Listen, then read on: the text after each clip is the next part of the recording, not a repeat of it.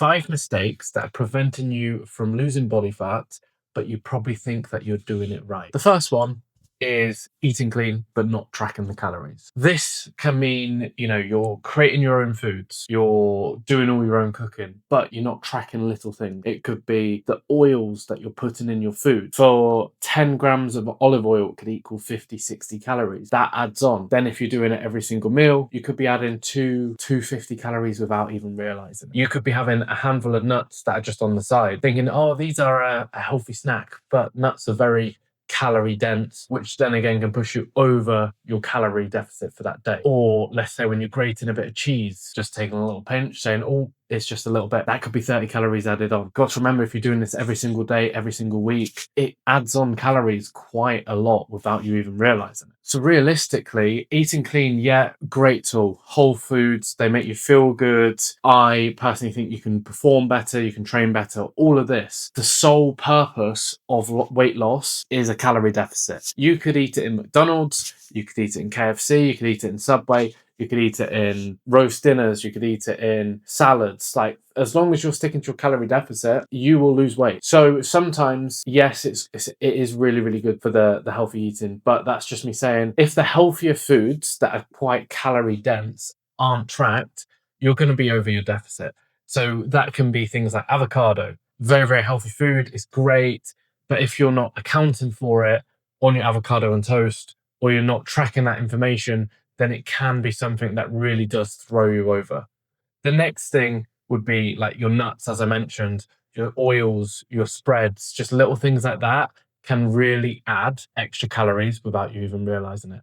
The next thing is, I see it time and time again, but it's doing too much cardio and not enough strength building. You've got to look at it as, yeah, cardio is great for burning calories, but the big thing that you want to look at is when you're in a calorie deficit, your body will slightly start to break down some muscle as fuel. If you're not stimulating that muscle over time, you're going to notice a reduction in muscle, which then can actually slow down your metabolism, which means you have to eat less to lose weight. So what could be 1600 calories, but you do zero strength training, just cardio, you lose a bit of muscle over time. You could then try again, but you have to do 1300 calories. I also think with strength training, it is the long-term investment in yourself. Yes, it might not be enjoyable for you, but you don't have to go 5 times a week. You could do 2 full body strength sessions. That'll be perfect to just hit each muscle group twice and maintain that muscle mass that you've got. As you get older, your body gets weaker, and strengthening your body through strength training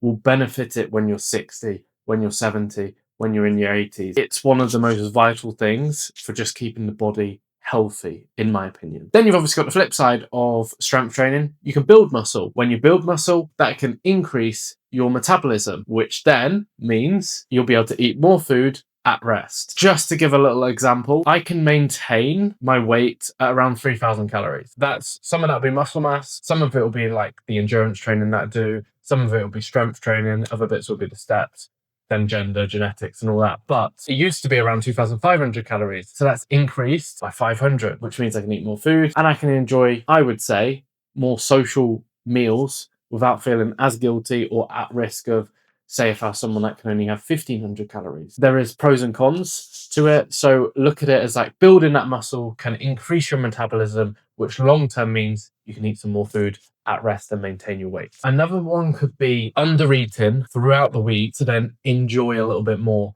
over the weekend. Now, I personally think that this works around social occasions or like special occasions.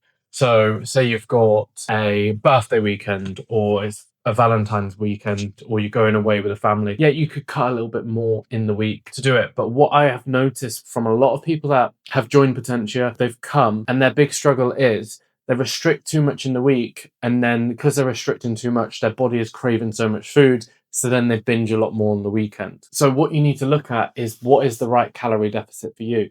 Now, I think a 500 calorie deficit is perfect. You're going to lose around 0.5 kg of body fat a week, which is sustainable. It's not too quick. It's not too slow, which gives you a very, very solid approach and something that won't cause you to binge. But some people might do 1,000 calories deficit in the week, but then they go and have 3,000-4,000 calories on the weekend.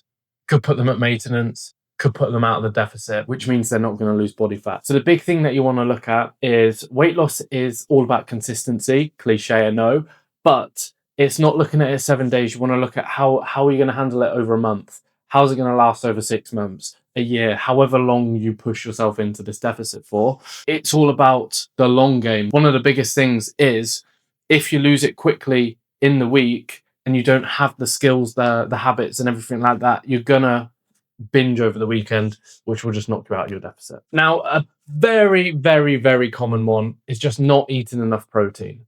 Sounds so simple, just eat more protein. Now, I do understand it can be a lot harder to eat more protein.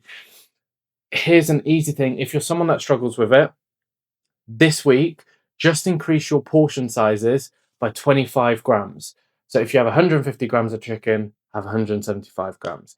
150 grams of beef mince, 175 grams. Try that. It'll increase your protein so much more over the week, and you'll find it will be so much easier. The benefits, 25 grams is like one mouthful, so it's not too much to worry about. But the big thing that you want to look at is protein keeps you fuller.